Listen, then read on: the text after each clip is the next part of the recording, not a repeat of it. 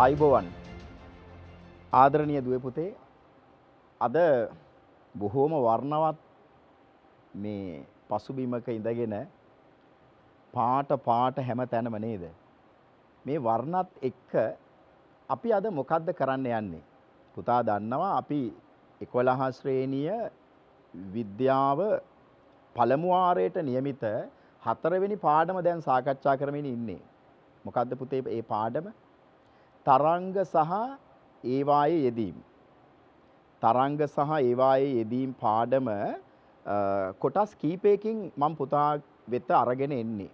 එහි පළවෙනි කොටස අපි පසුගිය සතියේ සාකච්ඡා කළා. දැන් අද එහි දෙවෙනි කොටස මම බලාපොරොත්තු වෙනවා පුතා එක්ක අද සාකච්ඡා කරන්න විද්‍යුත් චුම්බක තරංග කොටස. ඒකට අදාළවනේ මේ මම පිරිවරාගෙන ඉන්නේ මේ ඔබට සහාය වෙන විද්‍යාගාර උපකරණ. ඔබට මතකද මම ගිය සතියේ පාඩමේදී ස්ලින්කිය අරගෙන මතකනේ පුතාට ස්ලින්කිය අර අපේ තරංග වර්ග දෙක නිරූපණය කරන්න ගත්ත හරි ලස්සන උපකරණේ මේ තියෙන්නේ මගේ ළඟ. මේ උපකරණේ අරගෙන මම පුතාට ලස්සන නිර්මාණාත්මක ක්‍රියාකාරකමක් කරන හැටි කියලා දුන්නා. මතක ඇති. මෙයාව අපි මතකද පුතේ පඩි පෙලක් දිගේ පහළට යවන්න සැලැස්සුවා. අදත් මම අරගෙන එනවා. මම පුතාට එදා පොරොන්දුකුත් වුණා සතිපතා මේ වගේ පුංචි නිර්මාණයක් ඔබට ඉදිරිපත් කරනවා ඔයාට හදාගන්න පුළුවන් විදියට කියලා. ඉතින් අද බලමු මොකද්ද මගේ නිර්මාණය කියලා තව පොඩි වෙලාවකින් මේ ස්ථානයේ තියෙනවා ඔබට බලන්න පුළුවන්. හොඳයි අපි ඔක්කොටම ඉස්සෙල්ලා පසුගිය සතියේ පාඩම ටිකක් නැවත මතක් කරගත්තොත් හොඳයි කියලා මට හිතුණා. බලමු මොනවද අපි ගිය සතියේ සාකච්ඡා කරේ කියලා. පුතාට පේනවා තරංග පිළිබඳ කතාවේදී තරංග වර්ගීකරණයකට අපි ගියා ගිය සතියේදී. මම පුංචි සාරාංශයක් ඔබට මේ ගේන්නේ. මුලින්ම අපි බෙදාගත්ත නේද පුතේ තරංග යාන්ත්‍රික හා විද්‍යුත් චුම්බක තරංග කියලා. එහි යාන්ත්‍රික තරංග කොටස තමයි අපි ගිය සතියේ අවසන් කළ ගත්තේ. දැන් අද මම කියවනේ විද්‍යුත් චුම්බක තරංග කොටස ඔබ එක්ක සාකච්ඡා කරන බව. එදා අපි ඔය යාන්ත්‍රික තරංග පුතේ ප්‍රධාන ආකාර දෙකකට බෙදාගත්තා ඔබට මතකද? ඒ කියන්නේ මාධ්‍ය අංශුන්ගේ චලනය හා තරංගයේ දිශාව අතර සම්බන්ධය උඩ මතකද පුතාට? මෙන්න මේ වර්ග දෙක බලන්න. මොනවද මේ වර්ග දෙක පුතේ? තීර්යක් තරංග සහ අන්වායාම තරංග. ඔය තියෙන වර්ග දෙක. අපි මතක් කරගමු. යාන්ත්‍රික තරංගයක් ඔබට පේනවා ඇති වෙන්න නම් මාධ්‍ය අංශු උවමනයි. එනම් ඝන මාධ්‍යයක්, එහෙම නැත්නම් ද්‍රව, එහෙම නැත්නම් පුතේ වායු. දැන් මේ චලන දිශාවයි, ඒ කියන්නේ මාධ්‍ය අංශු චලනය වන දිශාව, එහෙම නැත්නම් කම්පන දිශාව සහ තරංගය ගමන් කරන දිශාව අනුව යාන්ත්‍රික තරංග අර කියන වර්ග දෙකට අපි බෙදනවා. මොනවද මේ වර්ග දෙක? තීර්යක් සහ අන්වායාම. ඔබට මතක ඇති. දැන් ඕක පෙන්නලා දෙන්න පසුගිය සතියේ මම උදාහරණ කීපයක්ම ගත්තා. ඔබට මතක ඇති. ඒ තරංගයේ දිශාවට ලම්බකවද මාධ්‍යාංශු කම්පණය වෙන්නේ? ඔබට මතකයි අපි ස්ලින්කිය අරගෙන ওই උදාහරණ ඉතා පැහැදිලිව කියලා දුන්නා. ඊළඟට තරංගයේ දිශාවට සමාන්තරවද මේ අංශු කම්පණය වෙන්නේ? එහෙම නැත්නම් චලනය වෙන්නේ? පොඩ්ඩක් මතක් කරගමු. බලන්න මේ රූප රාමුව දෙස. පුතේ තීර්යක් තරංගයක් කියලා කියන්න නම් මාධ්‍ය අංශු චලනය වන දිශාවට ලම්බකව අන්න ප්‍රචාරණය වෙන්න ඕන තරංගය. ඒක තමයි තීර්යක් තරංගයක් කියලා කියන්නේ. ඔය පුතාට රූප රාමුවේ පේනවා. මම ඔයාට ගෙන ආපු අර අලුත් උපකරණයේ දිහාවට අපි පොඩ්ඩක් හැරෙමු. මේ තියෙන්නේ ඒ උපකරණේ. මම හිතනවා පුතා මේ වගේ නිර්මාණයක් කරයි. දැන් මම මෙතන හදාගෙන තියෙනවා. මම පොඩ්ඩක් මෙය අයින් කරන්නම්. ඔබට වඩා පැහැදිලිව පේන්න. පුතේ බලන්න මේ දෙස. මම මේ සඳහා භාවිතා කරලා තියෙන්නේ ලී වලින් හදාගත්ත ගෝලාකාර වස්තු කීපයක්.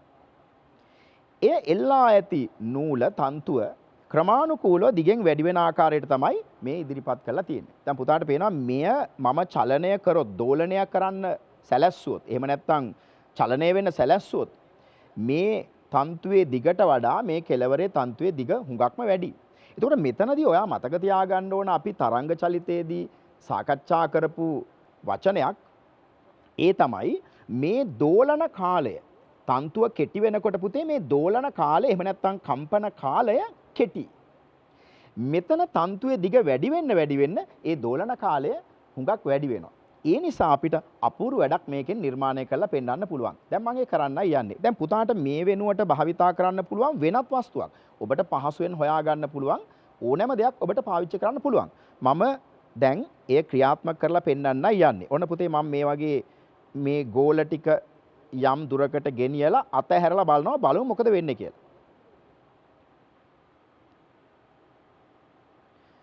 පුතාට පේනවා එහි අපූර්ව තරංගයක් නැගෙන ආකාරය. ඔබට පේනවද පුතේ? දැන් මේ තරංගයේ දිශාවට ලම්බකව අංශු කම්පණය වීම මෙතනින් කදිමට ඔබට දැක ගන්නට පුළුවන්. අපි සමීප රූපයකුත් ඔබට පෙන්වන්නම්. පුතාට පේනවද? බලන්නකෝ ඒ ලස්සන නේද? දැන් ඔයාටත් ඔහොම හිතන්න පුළුවන්ද? අපි විද්‍යාව ඉගෙන ගන්නකොට විද්‍යාගාරයේ තියෙන උපකරණම නෙමෙයි. ඊට වඩා දෙයක් පුතාට හිතලා මේ විදිය නිර්මාණයක් කරන්න පුළුවන්කම තියෙන්න ඕන. මම දන්නවා ඔබ නිර්මාණශීලී දරුවෝ මීටත් වඩා හොඳ නිර්මාණ කරයි. දැන් අර එදා ස්ලින්කිය දැක්කා වගේ ඔන්න අද මම ගෙනාපු නිර්මාණය. මම ලබන සතියේ තවත් නිර්මාණයක් ඔබට ඉදිරිපත් කරනවා මේ පාඩම තුලින්ම. හොඳයි අපි ඊළඟ කොටසට යමු. පුතා අපි බලමු අන්වායාම තරංගය කොහොමද අපි පැහැදිලි කරේ කියලා. මේ බලන්න අපි අන්වායාම තරංගය එදා ඉගෙන ගත්තා මෙන්න මේ විදිහට. තරංගය ගමන් කරන දිශාවට සමාන්තරව. දැන් ලම්බකව නෙමෙයි පුතේ. සමාන්තරව මාධ්‍ය අංශු කම්පණය වේ නම් එහෙම නැත්නම් අර අනිත් වචනේ භාවිතා කරන්න පුළුවන් දෝලණය වේ නම් ඒවා අන්වායාම තරංග වේ. පැහැදිලිද පුතාට?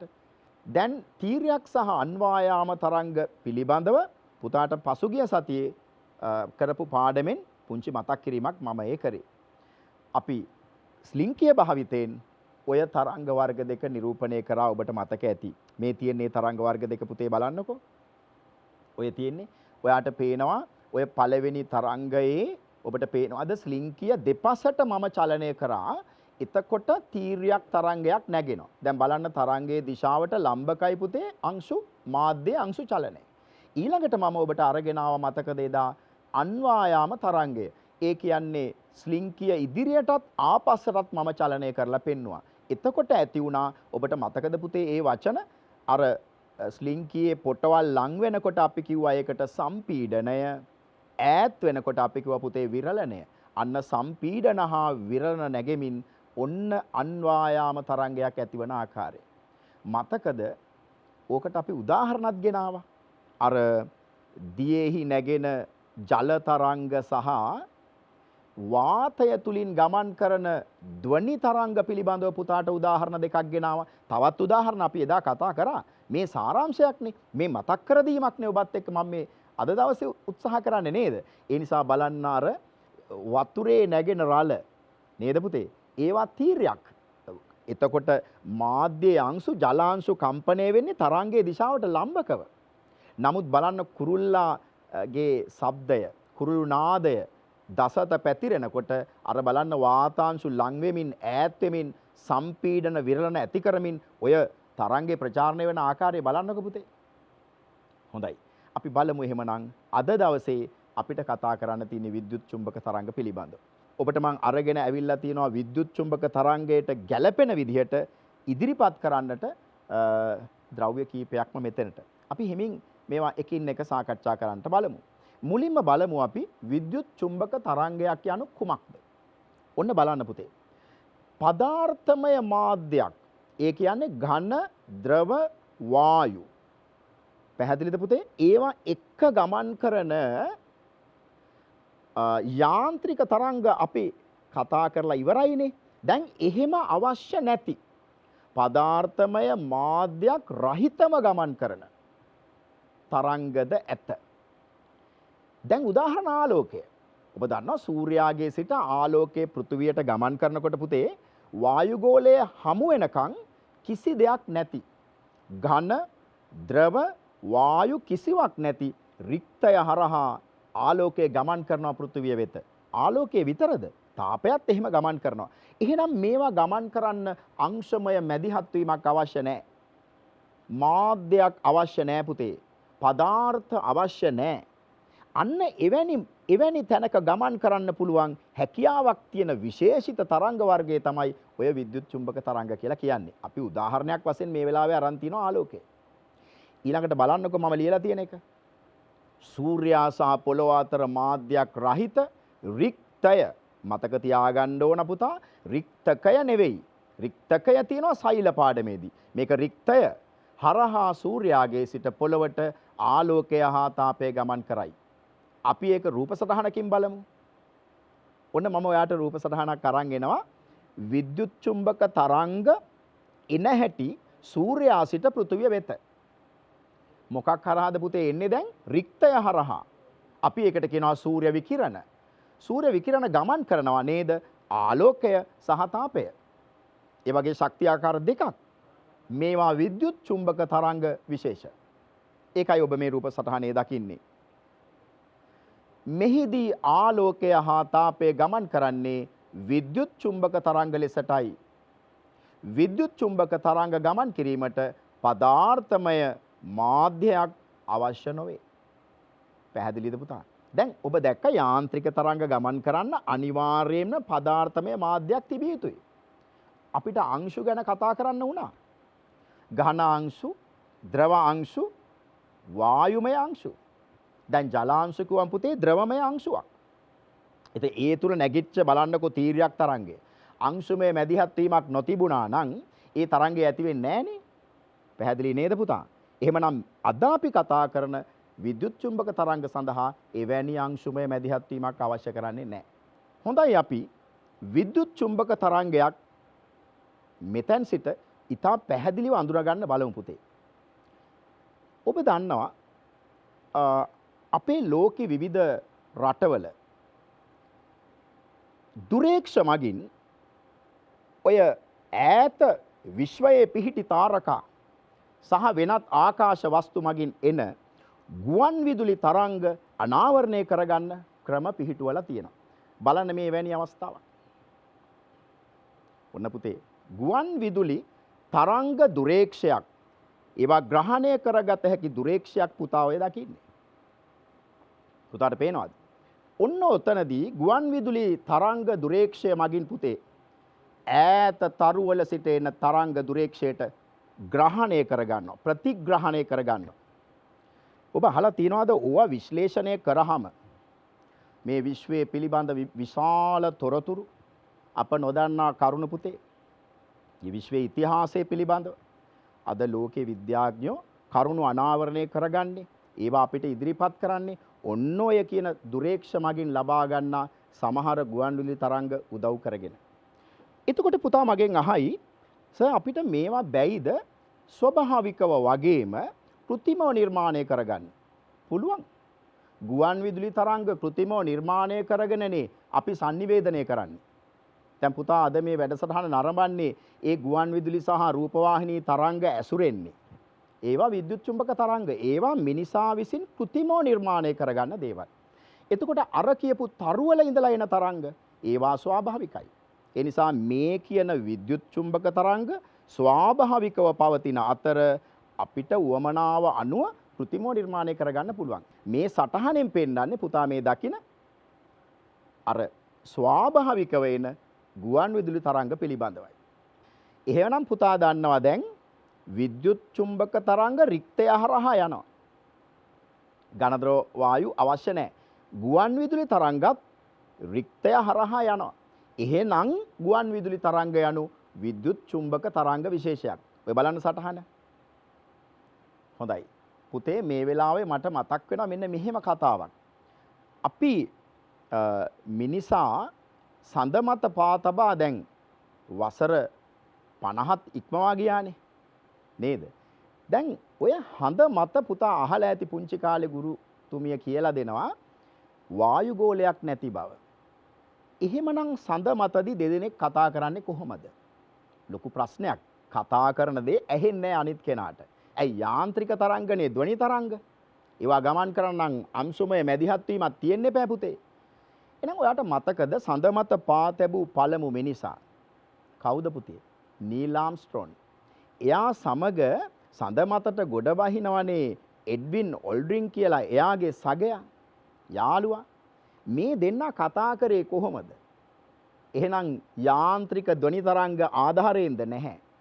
ඒගොල්ලෝ කතා කරනවා විද්‍යුත් චුම්බක තරංග යොදාගෙන. හරි අපූරු කියමනක් තියෙනවා. දැන් නීල් ආම්ස්ට්‍රෝන් සඳ මතට පා තබලා ඒ දෙදෙනා සමග කතා කරගන්න බැරි වුණත් පෘථිවි වාසී නැමතුවනේ. මේ බලන්නකෝ. ඔබට ඇහෙනවද ඔය නීල් ආම්ස්ට්‍රෝන්ගේ හඬ? It's one small step for man, one giant leap for mankind. පෘථිවිය මත පා තැබූ පළමු මිනිසා. ඔහු කුමක්ද කියන්නේ? මේ බලන්න රූපරාමුවෙන්.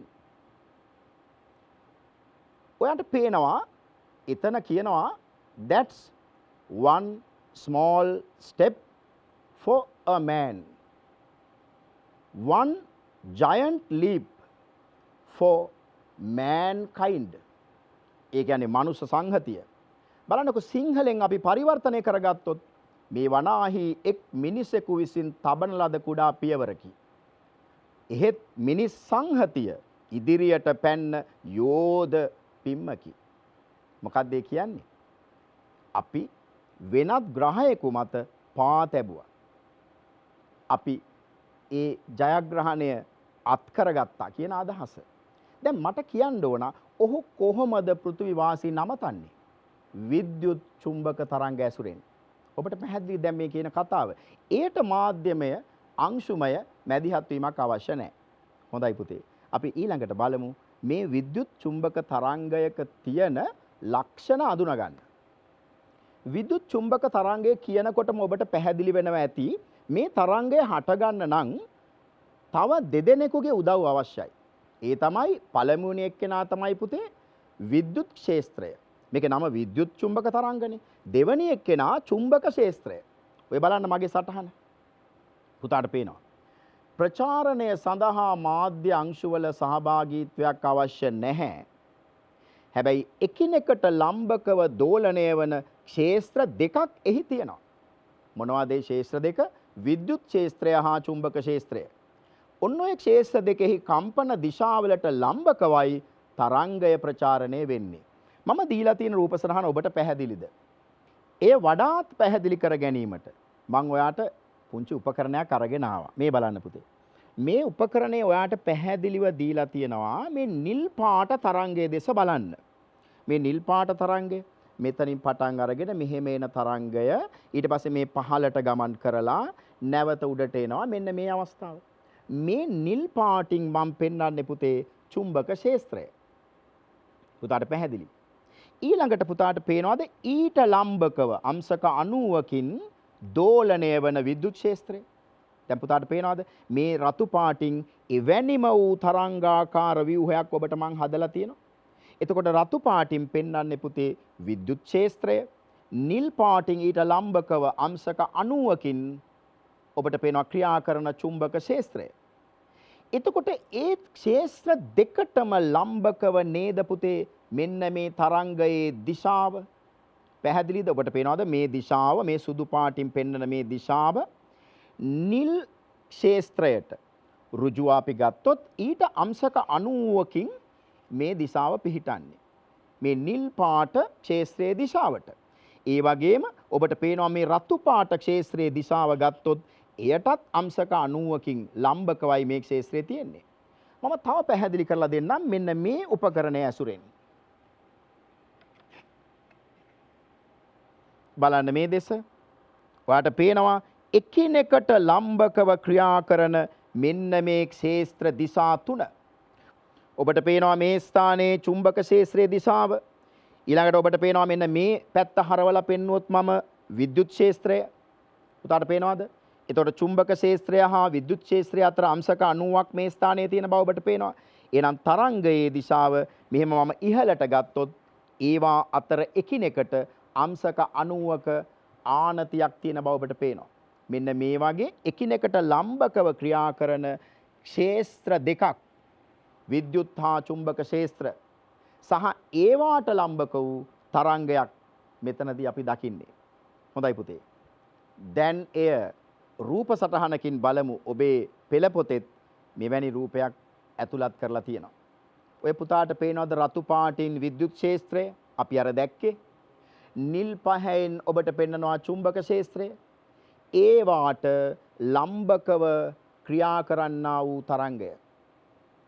පැහැදිලිද පුතේ? මේවා අතර කෝණය අංශක 90 බැගින් එකිනෙකට ලම්බක වූ ක්ෂේත්‍ර තුනක් අපි මේ දකින්නේ. තවත් පැහැදිලි කරගන්න මේ රූප සටහනින්.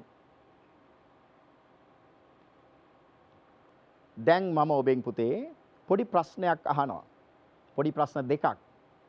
මේ බලන්නකෝ. මගේ පළවෙනි ප්‍රශ්නේ. ඔයාට උත්තර දෙන්න පුළුවන් දැන්. විද්‍යුත් චුම්බක තරංග ඇතිවන විට හටගන්නා විද්‍යුත් ක්ෂේත්‍ර හා චුම්බක ක්ෂේත්‍ර අතර කෝණය කොපමණද?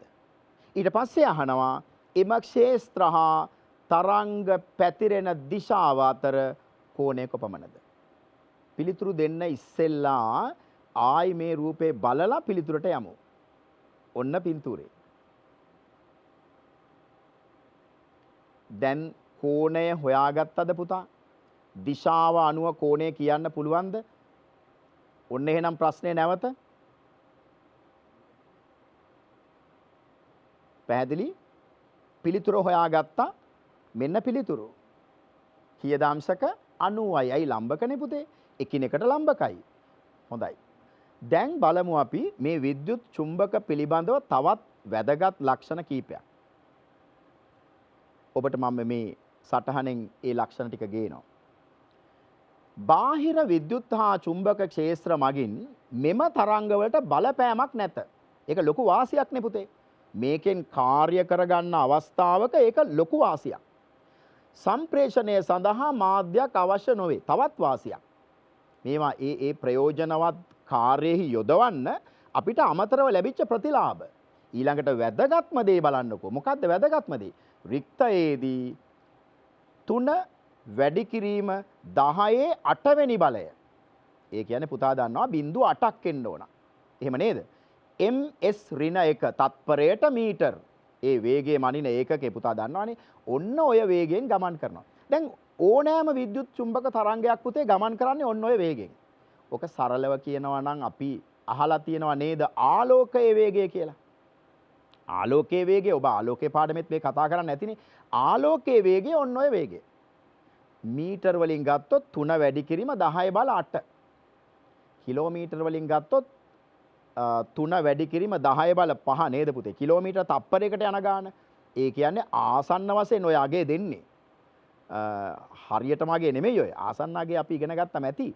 ඒ කියන්නේ පුතේ ආලෝකයේ සාමාන්‍යයෙන් තත්පරයකට කිලෝමීටර් ලක්ෂ 3ක් 3 වැඩි කිරීම 10 බල 5 කියන්නේ ලක්ෂ 3ක් නේද පුතේ? අන්න වේගය බලන්න කොච්චර වේගයක්ද කියලා. ඔන්න ඔය වේගය නිසා විශාල ප්‍රතිලාභයක් ප්‍රයෝජනයක් ලැබෙනවා අපිට මේ කාර්ය කර ගැනීමේදී.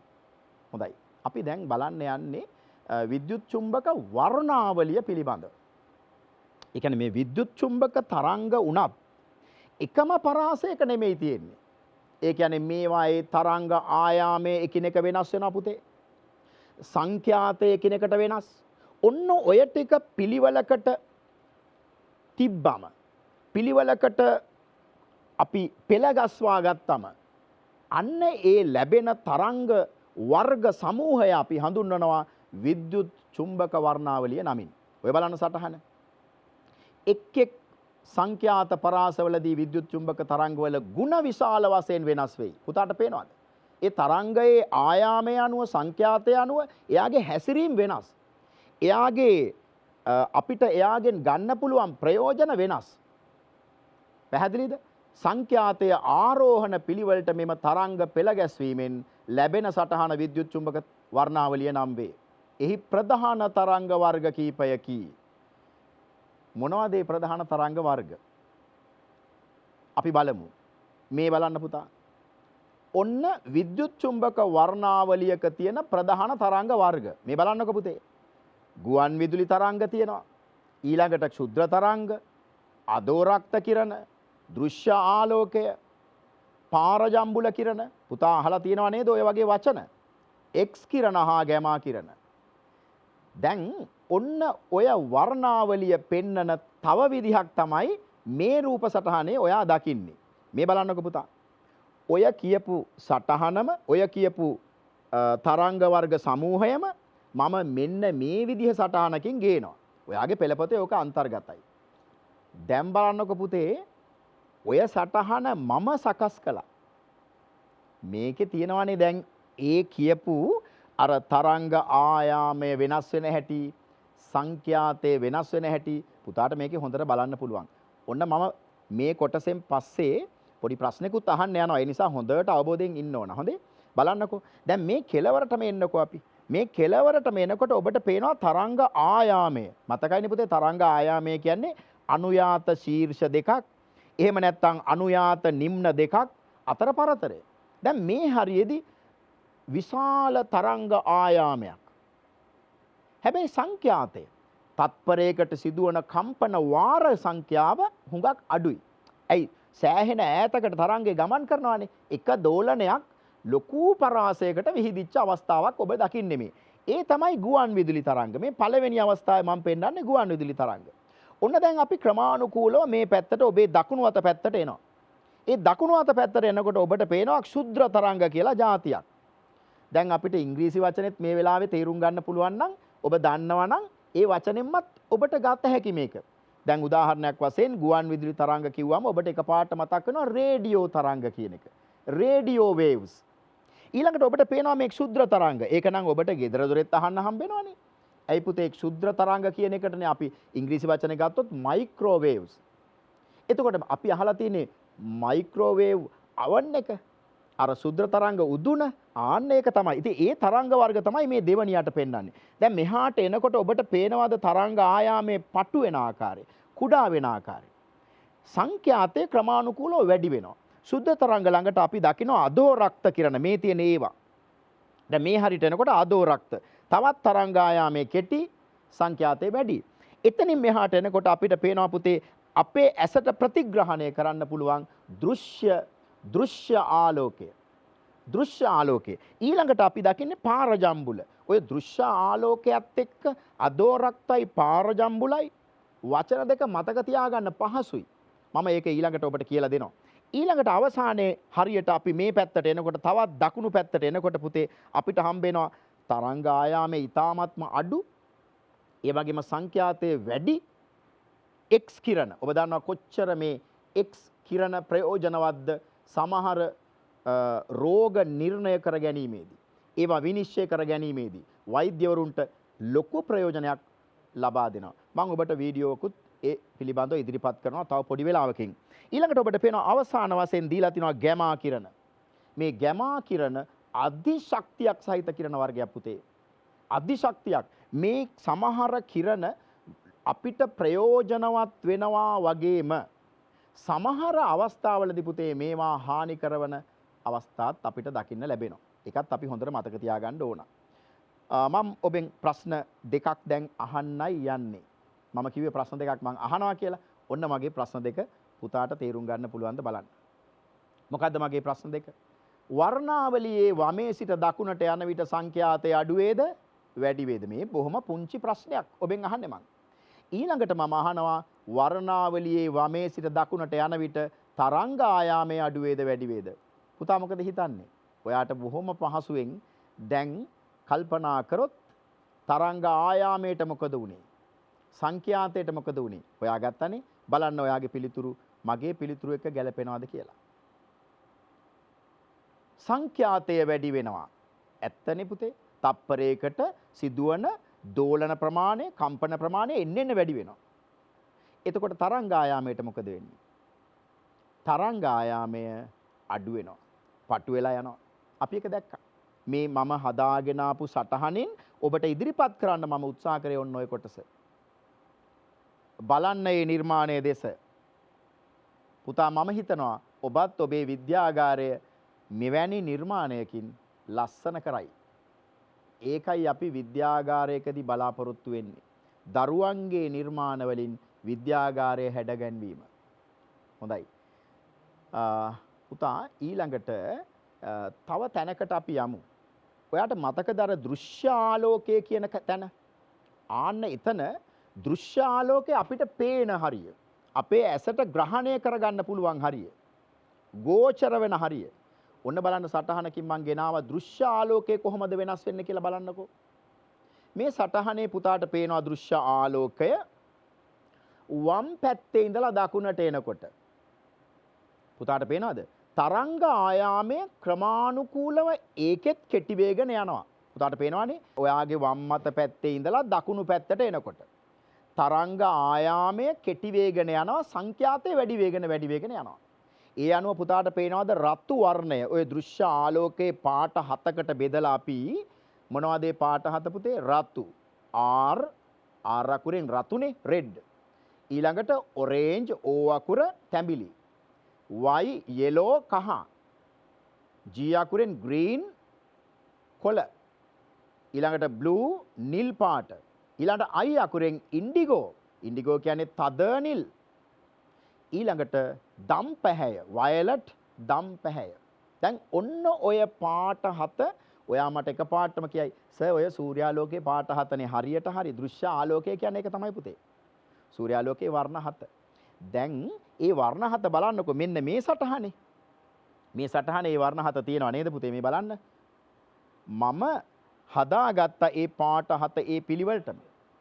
දැන් මේ රතු පාට වෙනකොට ඔයාට මතකයි ඔයාගේ වම් මත පැත්තේදී තරංගායාමයේ විශාලයි හැබැයි සංඛ්‍යාතය අඩුයි.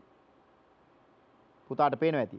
දැන් මෙහි දකුණට යන්න තරංගායාමයේ අඩු වෙමින් සංඛ්‍යාතයේ වැඩි වෙමින් ගමන් කරනවා. දැන් ඔයාගෙන් ඇහුවොත් කාගේද සංඛ්‍යාතයේ අඩුම වර්ණය කියලා ඔබ තෝරන්නේ රතු. සංඛ්‍යාතයේ වැඩිම වර්ණය ඇහුවොත් පුතා තෝරන්නේ දම් පාට. එතකොට පුතේ ඔන්න වර්ණාවලියේ තියෙන අපිට දෘශ්‍ය වර්ණාවලියේ තියෙන වර්ණ 7 සූර්යාලෝකයේ අඩංගු වර්ණ 7. එතකොට මේක මතක තියාගන්න ක්‍රමයකුත් තියෙනවා. දැන් මේක සිංහලෙන් මතක තියාගන්නවා නම් මේ පැත්තේ ඉඳන් මතක තියාගත්තොත් දම්, ඉන්ඩිගෝ, නිල්, කොළ, කහ, තැඹිලි, රතු. එතකොට දෛනි කොක්කතර. දම්, ඉන්ඩිගෝ, නිල්, කොළ, කහ, තැඹිලි, රතු. දෛනි කොක්කතර. ඉංග්‍රීසියෙන් ගත්තොත් අපි ඒ පැත්තේ ඉඳන් මෙහාට කියවනකොට වචනයක් හදාගත්තකි. විබ්ග්‍යෝර් නේද පුතේ? විබ්ග්‍යෝර් කියලා මතක තියාගන්න පුළුවන්. මේ මතක තියාගන්න සරල ක්‍රමයක්. ඊළඟට පුතාට මතකද අර මම කිව්වේ අදෝරක්ත හා පාරජම්බුල කියන කිරණ වර්ග දෙක මේකත් එක්ක සම්බන්ධයි කියලා. ඒකත් ඔයාලට පොඩ්ඩක් පැහැදිලි කරලා දෙන්නම්. රතු වලට පසුව. ඒ පසුව කියන අර්ථයෙන්නේ පුතේ අදෝ රක්ත කියන්නේ. ඒස මතක තියාගන්න රතුත් එක්ක මේ පැත්තට හම්බෙන්නේ අපිට අදෝ රක්ත වර්ණ. ඒ වර්ණාවලියේ විද්‍යුත් චුම්බක වර්ණාවලියේ ඊළඟට අපිට පේනවා දම් පාටින් එහා. එතකොට දම් පාටට පෙර පාර ජම්බුල. ජම්බුල කියන්නේ දම් පාටනේ. ඒ නිසා ඒ නම් දෙකත් මේ එකම ඔයාට මතක තියාගන්න ලේසි. නැත්තම් සමහර වෙලාවට අමතක වෙන්න පුළුවන් අදෝ රක්ත මෙතනද නැත්තම් එහා පැත්තේද කියන එක. දෘශ්‍ය වර්ණාවලියත් එක්ක ඒක මතක තියාගන්න. අපි බලමුද පුතේ ඔය එක් තරංග වර්ගය තව ටිකක් සවිස්තරාත්මකව. එහි දෝලන ඇතිවන ආකාරය, එහි තරංග ආයාමය, සංඛ්‍යාතය වගේ දේවල් ටිකක් සමීපව බලමු. ඔන්න පළවෙනි තරංග වර්ගය. හොයාගන්න පුළුවන් ද පුතාට මේ තරංග වර්ගය? ඉංග්‍රීසි වචනේ වාට තියෙනවා. එතනින් නිකම්ම හොයාගන්න පුළුවන්. ඔබට පේනවාද දිගු තරංග ආයාම සහිතයි. සංඛ්‍යාතය අඩුයි. ඔබට පේනවා මම රතු පාට සංකේතයකින් ඉදිරිපත් කරනවා ඒ තරංග වර්ගය. මොකක්ද ඒ තරංග වර්ගය පුතේ? ගුවන් විදුලි තරංග. යමු ඊළඟ එකට. මේ බලන්න. දැන් කෝ අර රතු පාට තිත කොතනද තියෙන්නේ? ඔය උපකරණය ඔබට හොයාගන්න පුළුවන් නේද? ගෙදර සමහර වෙලාවට ඇති. මොකද්ද මේ තරංග වර්ගයේ? ක්ෂුද්‍ර තරංග, මයික්‍රෝවේව්ස්. හොඳයි ඊළඟ වර්ගය. පුතාට පේනවාද අර රතු පාටට ඔය අපේ දෘශ්‍ය වර්ණාවලිය අර මැද පේන්නේ වර්ණ ගන්නලා ඒ රතු පාටත් එක්කම එනවා. අන්න පුතාට පේනවා අපි රතු පාට තිත තියලා තියෙන තැන අනුව ඔය උපකරණත් බලන්නකෝ. ඔයයි ප්‍රයෝජනනේ ඔය පෙන්වන්නේ අපිට නේද? තරංග වර්ගය අඳුනගත්තද? අදෝ රක්ත. එහෙනම් ඊළඟට එන්න ඕන මොකද්ද කියලා පුතා දන්නවා. ඔය තියෙන්නේ අපේ ඇහැට ප්‍රතිග්‍රහණය කරගන්න පුළුවන් දෘශ්‍ය වර්ණාවලිය නේද? දෘශ්‍ය ආලෝකය. ඒ තමයි පුතේ ඊළඟ තරංග වර්ගය. දැන් ඔබට පේනවාද අර මේ සටහනේ පෙන්නනවා තරංග ආයාමයේ ක්‍රමානුකූලව අඩු වේගන යනවා. ඒ වගේම කම්පන වාර සංඛ්‍යාව නම් ක්‍රමානුකූලව වැඩි වෙනවා නේද පුතේ? ඒ කියන්නේ සංඛ්‍යාතේ. තවත් පොඩ්ඩක් එහාට ගිහින් බලමු. හොයාගන්න පුළුවන්ද? දැන් ඔන්න දෘශ්‍ය වර්ණාවලිය එහාට ගියා. දකුණු පැත්තට ගියා. මොකද්ද තරංග වර්ගය? පාරජම්බුල. දැන් ඒව ළමයි දන්නවා. හොඳයි ඊළඟ වර්ගය නම් ඉතා පැහැදිලි ඔබට. බලන්නකො සංඛ්‍යාතේ කොයි තරම් වැඩි වෙලාද මේ අවස්ථාව වෙනකොට කියලා නේද? එහෙනම් මේ තියෙන්නේ අපිට හුඟක් ප්‍රයෝජනවත් වර්ගයක් X කිරණ. මේවයි හොඳ නරක දෙකක් තියෙනවා ඒකත් මතක තියාගන්න. තව එක වර්ගයකට අපි යා යුතුයි නේ. මෙන්න ඒ වර්ගය. මොන කිරණද පුතේ? බලන්නකො ඒ සංකේතේ විකිරණ කලාපයකි කියන එක තමයි ඔය පෙන්වන්නේ. එහෙනම් මේ කිරණ වලට අපි කියනවා පුතේ ගැමා කිරණ. ඔය තියෙන්නේ ගැමා කිරණ. හොඳයි. අපි ඒ සියලුම දැන් කිරණ කතා කරලා ඉවරයි නේද? අපි බලමු පුතේ මේවායින් තියෙන ප්‍රයෝජන. මේවායින් තියෙන හානිකර අවස්ථා. ඊළඟ කොටසෙන් මම ඔබට එය සාකච්ඡා කරනවා ඔබත් එක්ක. මේ බලන්නකො. ඉස්සෙල්ලාම කියනවා ගුවන් විදුලි තරංග පිළිබඳව. දිගුම තරංගායාමය අඩුම සංඛ්‍යාතේ දැන් පුතා එක දන්නවා. මොකටද පාවිච්චි කරන්නේ? දුරස්ත sannivedanaya සඳහා. මෙමගින් තොරතුරු සම්ප්‍රේෂණය කෙරේ. ඔය තමයි ගුවන් විදුලි තරංග. ඊළඟට අපි කතා කරමු ක්ෂුද්‍ර තරංග. ඔයාගේ ගෙදර මම අර ඉස්සෙල්ලා කිව්වා වගේ ක්ෂුද්‍ර තරංග උදුන් එහෙම සමහර විට ඇති. හැබැයි දැන් කතා වෙනවා නේද සමහර තැන්වලදී මේ ක්ෂුද්‍ර තරංග එහෙම ඇඟට හානි කර බව. ඇත්තටම ක්ෂුද්‍ර තරංග උදුනක් නිර්මාණය කරලා තියෙන්නේ පුතේ ඒවා පිටතර නොඑන්න. හැබැයි කොයි එකටත් විද්‍යාඥයෝ වෛද්‍යවරු අනතුරු අඟවනවා මේවාට සමීපව කටයුතු කිරීම හොඳ නැති බව. මොනවද අපිට ඒ ගැන කියලා තියෙන්නේ? රේඩාර් පද්ධති ජංගම දුරකථන ඔන්න පරිස්සම් විය යුතු තැනක් නේද? මේ දවස්වල ජංගම දුරකථන ඔබේ අතට ආවත් වැඩිනේ.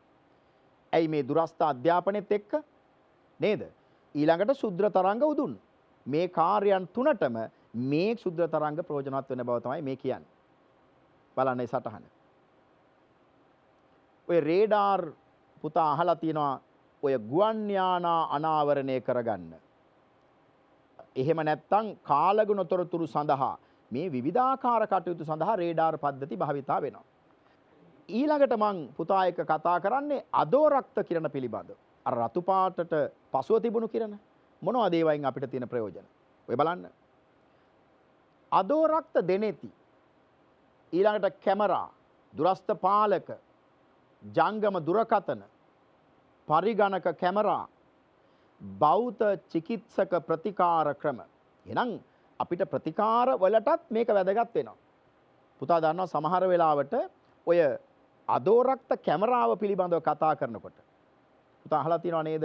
අඟහරු මතට යවූ පාත් ෆයින්ඩර් යානයේ අදෝරක්ත කැමරාවේ නිර්මාතෘ අපේ ශ්‍රී ලාංකික විද්වතෙක් ආචාර්ය සරත් ගුණපාලයන්. ඔහු තමයි නිර්මාණය කරන්නේ. එතකොට මේ පිළිබඳවත් ඔබ අහලා ඇති. දැන් මම භාවිතා කරන මේ දුරස්ථ පාලකය. එතකොට ඉන් ගමන් කරන්නේ නිකුත් වන්නේ ඔන්න ඔය කියන අදෝරක්ත කිරණ. එතකොට මිනිසාගේ ශරීරයෙන් පිටවන එහෙම නැත්නම් සතෙකුගේ ශරීරයෙන් පිටවන අදෝරක්ත කිරණ ඒවට අපි කියනවා තාප විකිරණ. ඔන්න ඕවා ඇසුරෙන් සමහර වෙලාවට පුතේ අඳුරේදී කෙනෙක් හඳුනාගත හැකි කැමරා නිෂ්පාදනය කරනවා. දැන් ඔය පාත්ෆයින්ඩර් යානයේ සවිකර අදෝරක්ත කැමරාවත් එවැනි එකක්. එතකොට අපේ සමහර වෙලාවට දැන් අපි භාවිතා කරන රාත්‍රියේ අඳුරේදී කෙනෙකු අනාවරණය කරගන්න පුළුවන්. හොයාගන්න පුළුවන් කැමරා සියල්ලම මෙන්න මේ කිරණ ඇසුරෙන් තමයි ක්‍රියා කරන්නේ. හොඳයි අපි ඊළඟ වර්ගය දෘශ්‍ය ආලෝකය. මේ අපි මේ සටහනත් එක්ක මේ මෙතන ඔබ දකින වර්ණාවලියත් එක්ක ඔන්න ඔය දෘශ්‍ය වර්ණාවලිය ගලප ගන්න බලන්න. මොනවද පුතේ මේ තියෙන්නේ? අපි ඉස්සෙල්ලා කතා කරපු ටිකම නේද? විදුලි චුම්බක වර්ණාවලියේ අපගේ ඇස සංවේදී වන පරාසයයි. එහෙම නැත්නම් කලාපයයි. අඩුම තරංගායාමය වැඩිම සංඛ්‍යාතය දම් වර්ණයට හිමි වෙනවා. වැඩිම තරංගායාමය අඩුම සංඛ්‍යාතය රතු වර්ණයට හිමි වෙනවා. පැහැදිලි නේද පුතේ? හොඳයි. දැන් ඔය කියන වර්ණාවලිය අපිට බැයිද විද්‍යාගාරේ බලන්න? පුළුවන්. මොකක් ඇසුරෙන්ද බලන්නේ? ප්‍රිස්මයක් ඇසුරෙන්. ප්‍රිස්මයකින් ඔබ දන්නවා සුදු වර්ණය වර්ණ 7කට වෙන් කරනවා. අපි පුතේ ඕකට කියනවා අපකිරණය. මොකක් කියලාද පුතේ කියන්නේ? අපකිරණය. පුතේ මගේ ළඟ තියෙනවා ඔය වර්ණාවලිය පෙන්වන්න පුළුවන් උපකරණයක්. මේ තියෙන ප්‍රිස්මය. මේ තමයි ප්‍රධානම උපාංගය මෙතන තියෙන. ප්‍රිස්මය. මෙමගින් අපි පටු ආලෝක කදම්බයක් ප්‍රිස්මය වෙත එවනවා සුදු ආලෝකය. මේ තියෙන්නේ සුදු කඩදාසියක් තිරය ලෙස ක්‍රියා කරන. අපි බලමු විදුලි ආලෝකයක් ප්‍රිස්මයට වැටෙන්නට සලස්වමු. දැන් පුතාට පෙනෙයි මේ ප්‍රිස්මය මගින් සුදු ආලෝක කිරණය වර්ණ 7කට වෙන් වී මේ ස්ථානයේ ඔබට පේන ආකාරය. මේ තියෙන පුතේ ඒ වර්ණාවලිය හටගන්න අවස්ථාව.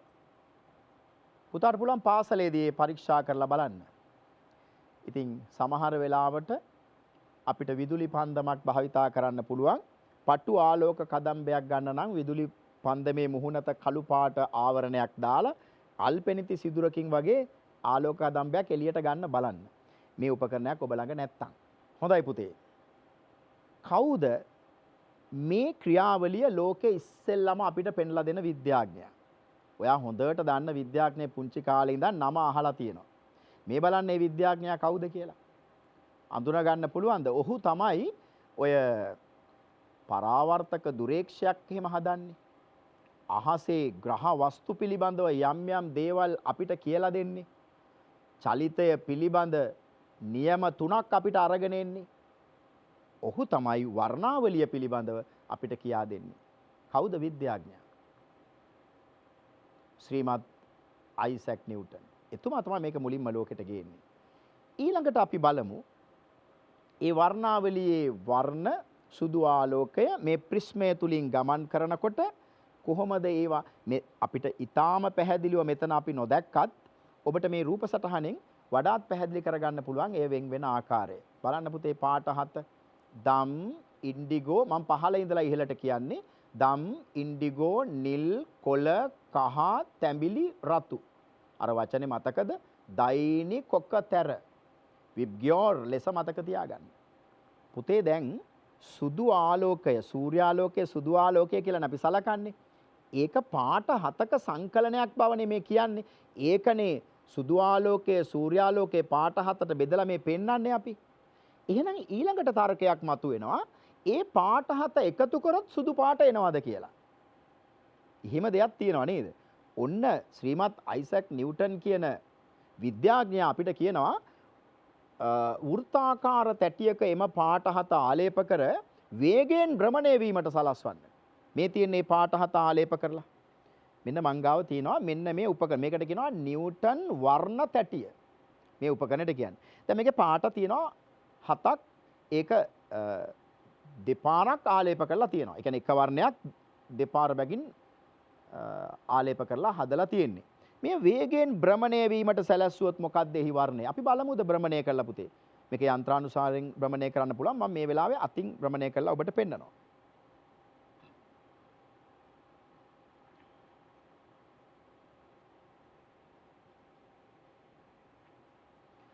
ඒ භ්‍රමණය වීමේදී ඔබට දකින්න පුළුවන් ඒ වර්ණ සංකලනයෙන් ඇතිවන සුදු වර්ණය. මම ඒ වඩාත් පැහැදිලි වෙන්න ඔබට රූප සටහනකුත් ගෙනවිත් තියෙනවා. බලමු මේ රූප සටහන. බලන්න වේගයෙන් චලනය වන විට එය එක් වර්ණයකට හැරෙනවා. විශේෂයෙන් සුදු වර්ණයට හැරෙනවා ඔබට දකින්නට පුළුවන්. පුතා ඔය වර්ණ 7 ස්වභාවික පරිසරයේදී බලන්න පුළුවන් තැනක් ඔබ දන්නවද? ඔබ දන්නවා? ඒ කොහෙද? ඔය බලන්න කොහෙද කියලා. එය ස්වභාවිකව අපිට දකින්න පුළුවන් පුතේ දේදුන්නක. දේදුන්නක අප දකින්නේ මෙම වර්ණ 7යි. කවුද මේ පාට 7කට බෙදන්නේ? කවුද ඒ වෙලාවේ ප්‍රිස්මයක් විදියට ක්‍රියා කරන්නේ? පුතේ ප්‍රිස්මයක් ලෙස ක්‍රියා කරන්නේ ඒ වෙලාවේ ජල බිඳුවක්. බලන්නකෝ ඒ ජල බිඳුව තුලින් ආලෝකයේ ගමන් කරනකොට පුතා ආලෝකයේ පාඩමේදී ඉගෙන ගත්ත පූර්ණ අභ්‍යන්තර පරාවර්තනය, පූර්ණ අභ්‍යන්තර පරාවර්තනයට ලක්වන කිරණ දෙස බලන්න පුතේ. ඒ පූර්ණ අභ්‍යන්තර පරාවර්තනයත් එක්කම මෙහිදී සිදුවන අනෙක් සංසිද්ධිය ඇහුවොත් පුතේ ඒ තමයි අපකිරණය. එනම් වර්ණ වලට වෙන්වීම. ඔය පෙන්වන්නේ ඒක. දේ දුන්නක් ඇතිවීමට නම් කාරණා තුනක් සම්පූර්ණ වෙන්න ඕන. ඔයා දන්නවද ඒ කාරණා තුන? පළවෙනි කාරණය තමයි ආලෝකයේ තියෙන්න එපා දේ දුන්නක් අපි දකින්න නම්. හොඳ ආලෝකමත් භාවයක් තියෙන්න ඕන. දෙවැනි එක මේ ආලෝක කිරණ ගමන් කරලා අපකිරණය වෙන්න පුළුවන් ජල බිඳු තියෙන්න ඕන. වාතයේ ජල බිඳු. නැත්තම් අහසේ ජල බිඳු පවතින්න ඕන. නම් වැසි ගතියක් වගේ නේද? තුන්වන කාරණේ තමයි ඔබ සිටිය යුත්තේ හිරු දෙස බලා නොවේයි. හිරුට පිටුපා. ඔය බලන්න සටහන. හිරු එළිය පවතින්න ඕන. අහසේ ජල බිඳු පවතින්න ඕන. නිරීක්ෂකයා හිරුට පිටුපා සිටින්න ඕන. මොකද පූර්ණ අභ්‍යන්තරයට පරාවර්තනයට ලක් වෙලා ඔබේ ඇසට කිරණ ගමන් කරන්න නම් ඔබ ඉර දිහා බලාගෙන ඉඳලා බෑ. එනම් බොහෝ විට හිරු නැගෙනහිර අහසේ තියෙන වෙලාවට උදේ වෙලාවක ඔබට දේ දුන්න බටහිර අහසේ පේන්න ඕන. ඇයි ඔබ පිටුපා හිට ගන්න? සවස් වරුවක නම් බොහෝ අවස්ථාවලදී දේ දුන්න නැගෙනහිර අහසේ පේන්න ඕන. ඒ ඉර තියෙන්නේ බටහිර පැත්ත නිසා. මෙන්න මේවා සාමාන්‍ය කරුණු. ඉතින් ඔන්න ඕකත් මම හිතනවා මේ වර්ණාවලියත් එක්ක දෘශ්‍ය වර්ණාවලියත් එක්ක ගැලපුණු නිසා මම ඔබට ඒක ඉදිරිපත් කරා. හොඳයි ඊළඟට අපි බලමු පාරජම්බුල කිරණ වලට යන්. දැන් දෘශ්‍ය ආලෝකයෙන් පසුව තියෙන පාරජම්බුල කිරණනේ. මොනවද ඒවයින් අපි ගන්න ප්‍රයෝජන? ඔය තියෙන්නේ පුතේ. මිනිස් ඇසට සංවේදී නැහැ. නේද? අපි බලමු සටහන. අපිට පේන්නේ නැහැ. හැබැයි මීමැස්සන් වැනි කෘමීන් මේවාට සංවේදී. ඒ කියන්නේ සමහර සත්තුන්ට මේවා පේනවලු. සූර්යාලෝකයේ පාරජම්බුල කිරණ කුඩා ප්‍රමාණයක් මහ ගොඩක් නෑ බොහොම පොඩ්ඩක් අන්තර්ගත වෙලා තියෙනවා. ඇයි අර ඒ එක්කම එන කිරණ වර්ගයනේ. ඊළාට විද්‍යුත් විසර්ජන හා රසදිය වාෂ්ප ලාම්පු මගින්ද නිපදවයි. කවුද? පාරජම්බුල කිරණ. මේ කිරණ පිළිබඳව ගොඩක් දේවල් තියෙනවා කතා කරන්න. ඔබේ එදිනෙදා ජීවිතේට පාරජම්බුල කිරණ හරිය සමීපයි. පුතා දන්නවා අර එක කාලයක තිබිච්ච ප්‍රතිදීපන බට අර අපි කියන්නේ ටියුබ් ලයිට් එකක් කියලා. ඒවා තුලින් පවා එළියට එනවා මෙන්න මේ පාරජම්බුල කිරණ. ඒවා ඊ타ත්ම සුදු පාටයි. සුදු පැහැයෙන් හරි ඉහළයි ඒක. මේ බලන්නකො මේ සටහන දිහා බැලුවොත් පුතාට ඕක ටිකක් තේරුම් ගන්න පුළුවන් වෙයි. පාරජම්බුල කිරණ භාවිතා වෙනවා රෝහල් වල විස බීජ විනාශ කිරීමට. රහස්‍ය සංකේත පරීක්ෂාවෙන් ව්‍යාජ මුදල් නෝට්ටු සෙවීමට. අර විශේෂ දිලිසීම නිසා. තව ඉස්සරහට අපි කතා කරමු. මිනිස් සිරුරේ විටමින් D නිපදවීම. ඔන්න ඕකත් ඔයා දන්න දෙයක්නේ. ඔයාලට පුංචි කාලේ කියලා දෙනවා උදෑසන හිරු එළියට යන්න ඒක හැමට හොඳයි. නේද? අපේ සමේ විටමින් D නිෂ්පාදනය කිරීමට ඒක උදව්වක් කියලා. මේ බලන්නකෝ ඊළඟ සටහන.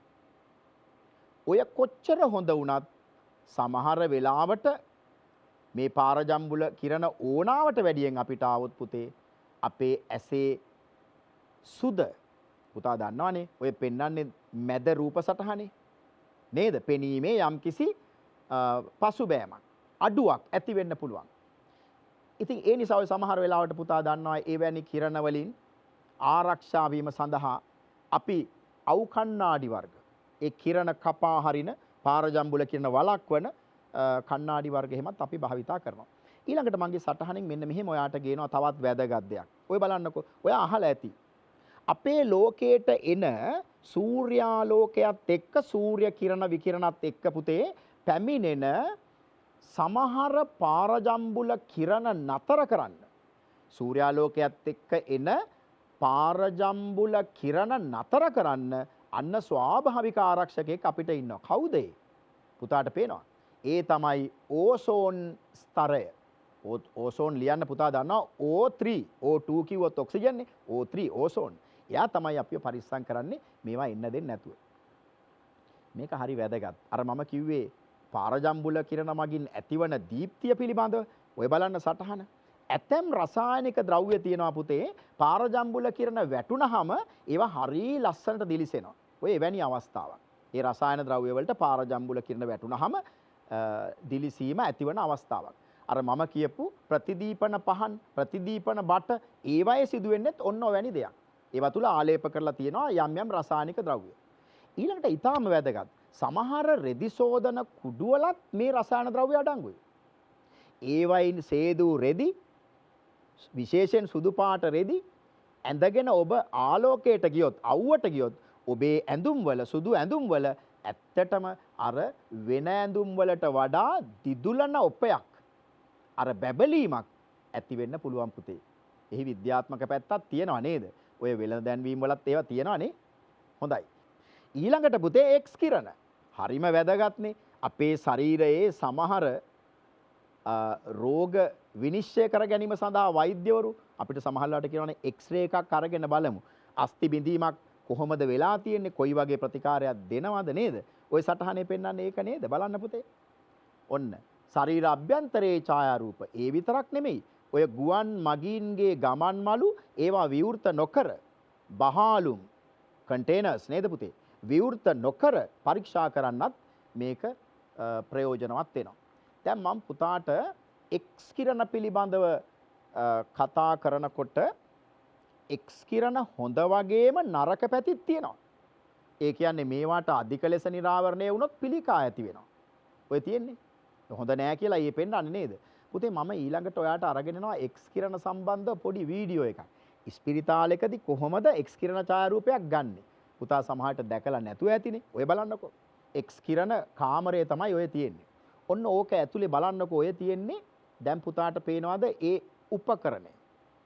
ඊළඟට පුතේ ඔතන තියෙනවා ඒ තාක්ෂණික ශිල්පියා ඇඳ ගන්නවා Tamanට හානි කර නොවෙන්න විශේෂිත ඇඳුමක්. ඔන්න බලන්නකෝ ඔය හෙදිය. එයා අපි වෙනුවෙන් ඔයා වෙනුවෙන් ඔන්න මේ ඡායාරූපයකට පෙනී සිටිනවා. ඔන්න දැන් තාක්ෂණ ශිල්පියා ඇයගේ එක්ස් කිරණ ඡායාරූපයක් ගන්න විදිය.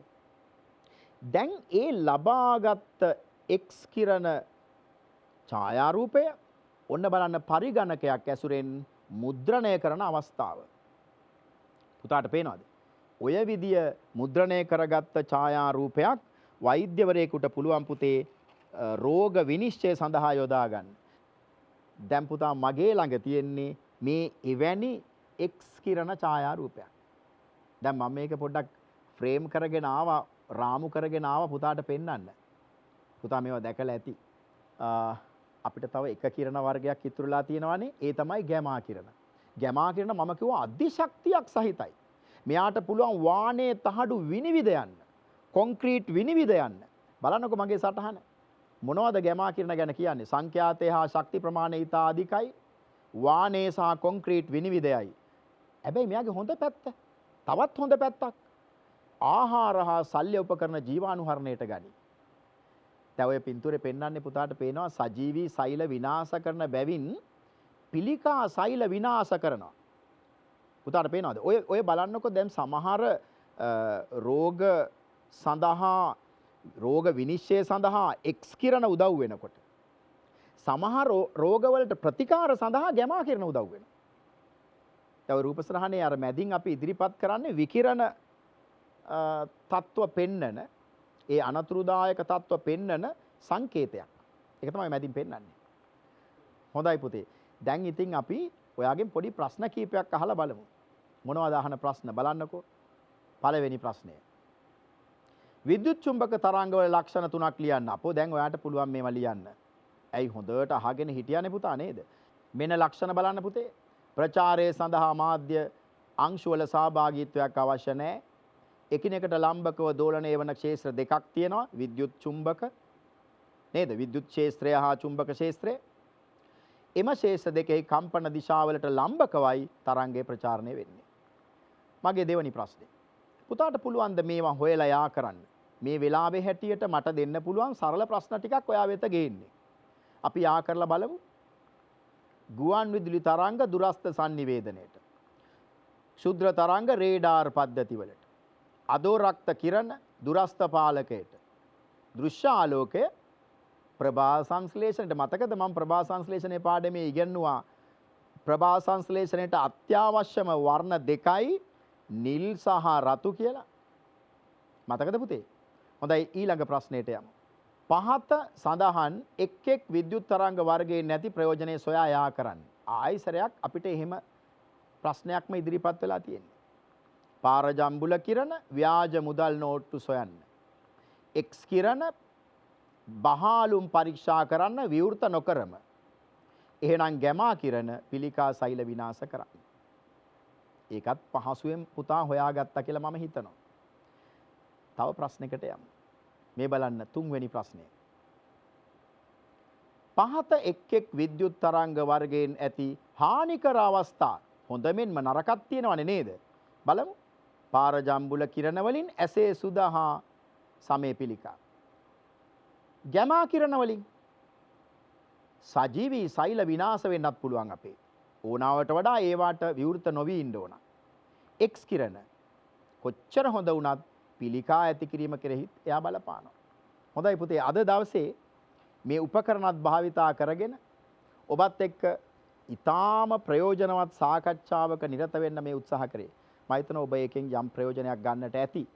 මේ පාඩමේ තවත් කොටසකින් පුතා එක්ක මම හමු වෙනවා ඉදිරියේදී. එතෙක් පුතාලා හැමෝටම ආයුබෝවන්.